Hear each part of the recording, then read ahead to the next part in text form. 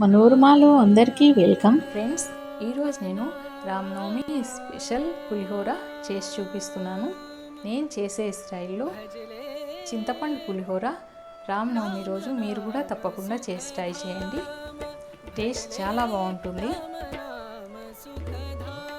ఒక half KG rice తీసుకొని మంచిగా వాష్ చేసి ప్రెషర్ కుక్కర్లో తగినంత వాటర్ వేసి పక్కకు పెట్టుకోవాలి.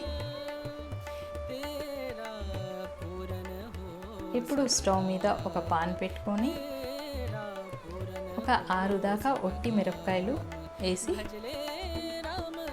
లైట్గా వేపుకొని పక్కకు పెట్టుకోవాలి. ఇప్పుడు పాన్లో ఒక 3 స్పూన్ల దాకా నూగులు వేసి చిట్పట్లాడేదాకా వేయించి పక్కకు పెట్టుకోవాలి.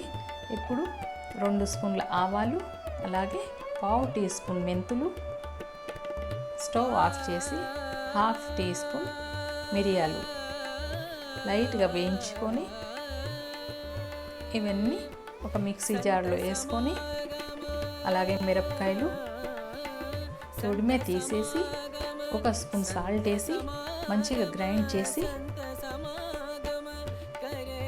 పౌడర్ తయారు చేసుకోవాలి.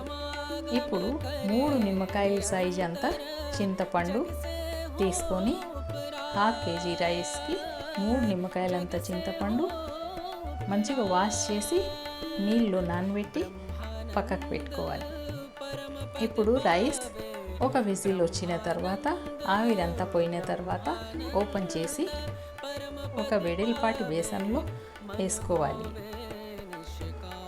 అలాగే రైస్ మీద ఒక 3 స్పూన్ల దాకా ఆయిల్ వేసి పసుపు, అలాగే కరివేపాకు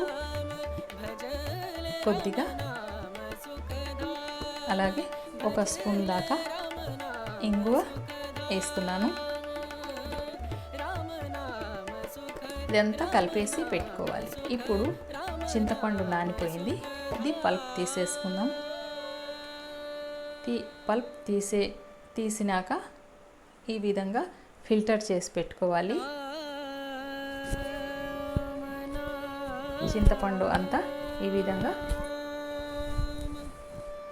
పల్ప్ తీసుకోవాలి. ఇప్పుడు దీంట్లో ఒక 2 స్పూన్ల దాకా బెల్లం వేసి మంచిగా కలిపేసి పెట్టుకోవాలి. ఇప్పుడు స్టవ్ మీద ఒక పాన్ పెట్టుకొని పులిహోరకి తగినంత ఆయిల్ వేసుకొని తాలింపుకి ఆవాలు, శనగపప్పు, మినపప్పు, అలాగే పల్లీలు వేసి మంచిగా వేపుకోవాలి. ఇవి వేగిపోయిన తర్వాత పచ్చిమిర్చి పొడవుగా కట్ చేసిన పచ్చిమిర్చి, అలాగే కరివేపాకు మంచిగా వేపుకోవాలి. ఇవి మంచిగా వేగిపోయిన తర్వాత కొద్దిగా పసుపు వేసి చింతపండు పల్ప్ తీసి పెట్టుకున్న చింతపండు పల్ప్ వేసి 5 నిమిషాల దాకా మీడియం ఫ్లేమ్ మీద ఉడికించుకోవాలి.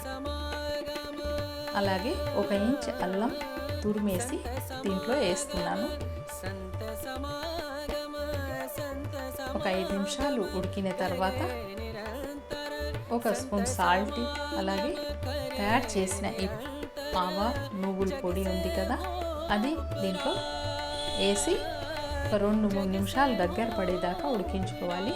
అలాగే కొద్దిగా లాస్ట్లో ఒక 1/2 టీ స్పూన్ ఇంగువ వేసి మంచిగా కలిపేసి రైస్ మీద వేసి అంతా కలిపేస్తే చింతపండు పులిహోర, ఎంతో రుచికరమైన చింతపండు పులిహోర రెడీ అయిపోతుంది.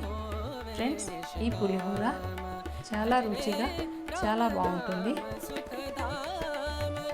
తప్పకుండా మీరు కూడా రామనవమి రోజు చేసుకోండి. చాలా ఈజీగా కూడా తయారైపోతుంది ఈ పులిహోర. అలాగే చిన్నపిల్లల నుంచి పెద్దవాళ్ళ దాకా అందరు ఇష్టపడతారు, అంత రుచిగా ఉంటుంది. ఈ విధంగా తయారైన పులిహోర సర్వ్ చేసుకుంటే ఎంతో టేస్టీ అయిన పులిహోర రెడీ అయిపోతుంది. ఫ్రెండ్స్, ఇప్పటిదాకా నా ఛానల్ సబ్స్క్రైబ్ చేసుకోకపోతే సబ్స్క్రైబ్ చేసుకోండి, లైక్ చేయండి, షేర్ చేయండి.